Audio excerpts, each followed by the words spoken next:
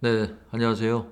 오늘은 부동산 PF에서 정말 중요한 사업수지 작성하는 법을 강의하려고 합니다.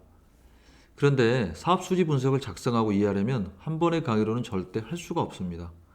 그래서 전문직인 공인회계사들도 사업수지 분석을 제대로 이해하고 작성하려면 한 달 정도를 배워야 합니다. 그리고 일반인들은 사업수지를 작성은 할 수 없으니 오늘은 쉽게 이해할 수 있도록만 설명을 하도록 하겠습니다. 지금 보시는 화면이 사업수지의 기본적인 샘플입니다. 일반적으로는 여러분들이 사업 수지를 작성하라고 하면 이 노란색 프레임 안에 있는 것만 작성을 하세요. 그냥 사업비 뭐 이렇게 해가지고 이렇게 쓰는데 절대로 이렇게 작성하는 것은 아닙니다. 사업 수지를 작성하는 이유는 얼마나 이익이 나는지를 알기 위해서 작성을 하는 게 아니고 금융을 얼마나 조달해야 되고 필수 사업비를 얼마나 조달해야 되는지를 알려고 작성하는 겁니다.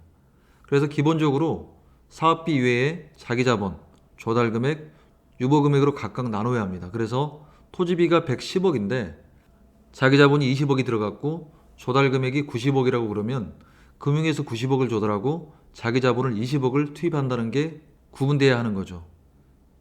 그런데 그냥 이렇게 토지비 110억 써버리면 얼마를 조달해야 되는지 알 수가 없습니다. 그래서 이렇게 작성된 사업수지를 증권사나 금융기관에 주게 되면 검토도 하지 않고 그냥 쓰레기통에 버려버립니다. 그 다음에 또 일반인들이 실수하는 게 이 금융비용 산정에서 실수를 많이 합니다. 금융비용을 어떻게 계산하는지 몰라서 대충 뭐 500억을 조달한다. 금리 6%, 주간수수료 1% 이렇게 대충 작성을 합니다. 그런데 말씀드리지만 증권사 책준 PF 같은 경우 올인 코스트가 10에서 12%가 넘어갑니다. 그러니까 이렇게 작성을 해놓으면 올인 코스트가 7%가 되기 때문에 엄청난 사업 수익의 차이가 생깁니다.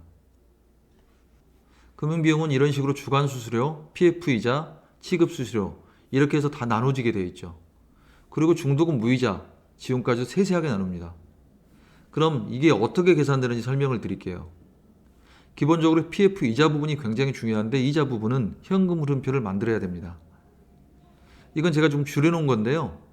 현금 흐름표를 보면 준공까지 18개월이 걸리고 정산까지 24개월이 걸린다고 하면 24개월짜리 현금 흐름표를 만들어서 목표 분양률을 세우고 목표 분양률에 따라서 수입이 생기면 어떻게 이자가 나가야 되는지를 현금 흐름표에서 계산을 할 수가 있어요. 그러니까 트렌치 A, 트렌치 C의 이자는 한 번에 얼마가 필요하다 해서 그냥 계산하는 게 아니고 실제로 목표 분양률에 따라서 들어가야 되는 돈이 나오고 그 돈의 양에 따라서 이자가 따로 계산이 됩니다. 그러니까 여러분들이 작성하는 이자 6%, 24개월 이런 식으로 계산되는 건 아닙니다. 그래서 이 현금 흐름표를 작성하지 않으면 사업 수지표를 작성했다 할 수 없고 현금 흐름표에 목표 분양률을 설정하고 그 목표 분양률에 따라서 분양 수입이 들어오면 조달 금액도 다 안 써도 되는 거죠. 그러면 조달 금액이 적어지게 되고 이자도 줄어들게 됩니다. 그래서 사업 수지는 시행사한테 얼마의 이익이 남는지를 계산하기 위해서 작성하는 것은 아닙니다. 가장 기본적인 이유는 금융에서 얼마를 조달해야 하는지 조달 금액을 산정하기 위해서고 또한 이 조달 금액이 매출액 대비 적정 LTV인지 그래서 금융이 조달이 가능한지를 보려고 사업수지를 작성하는 겁니다. 절대로 시행액이 얼마인지를 알려고 사업수지를 작성하는 게 아니에요. 일반 시행사들은 매출액을 부풀리고 금융비용을 줄이고 해서 이익이 많이 난다라고 얘기하는데 그런 사업수지는 진짜 휴지통에 가져다 버릴 정도로 아무 쓸모가 없는 겁니다. 그래서 방금 전에 말씀드렸듯이 필수사업비가 이렇게 나와요. 사업수지에 의해서 필수사업비 합계가 186억. 그러면 금융조달액이 186억보다 커야 되겠죠. 그래서 190억을 금융조달해야 된다. 이렇게 나오는 거고 그 다음에 각 조달금액에 따른 LTV를 계산합니다. 그래서 트렌치 A는 예를 들어 오피스텔인 경우에는 매출액 대비 LTV 60% 이하여야 되고 트렌치 C는 후세 같은 경우는 매출액 대비 70% 이하가 돼야 합니다. 그렇지 않고 LTV를 초과하면 금융조달이 안 되기 때문에 LTV가 건물의 내용에 따라서 적정한 LTV인지 아닌지를 보려고 수지 분석을 작성하는 겁니다. 다시 한번 말씀드리면 사업수지는 시행사의 시행액을 확인하는 비중보다는 금융조달액이 얼마이고 그 금융조달액이 각각의 건물에 따라서 적정한 LTV인지를 판정하려고 하는 겁니다. 그래서 완성된 사업수지표 하나를 보여드리면 화면으로는 전체적으로 보기가 좀 어렵겠지만 이런 식으로 나옵니다. 주요 밸류, 수지 분석, 금융조달액, 조달금액 LTV, 자기자본, 조달금액, 유보금액으로 나누는 거죠. 이게 하나의 수지 분석표입니다. 이 사업수지 작성법이 증권사들이 작성하는 사업수지 분석표하고 동일한 겁니다. 그런데 여기서 또 하나 중요한 것은 이 민감도라는 겁니다. 과연 조달 금액이 얼마에 얼만큼 분양이 되어야지만 각각 엑시트가 되는지 알 수 있는 겁니다. 이건 LTV가 조금 다른 건데요. 왜냐하면 계약금 중도금에서 한 80% 가지고 가고 잔금에서는 100% 가지고 가고, 그러니까 현금 흐름이 다른 거죠. 그래서 이 경우도 TRA에 그러니까 선순위 한도기표 LTV는 59%인데 실제로 엑시트하는 것은 얼마가 분양이 돼야지만 되느냐 63%입니다. 이런 민감도를 계산하는 것도 사업수지를 작성하는 이유 중에 하나입니다.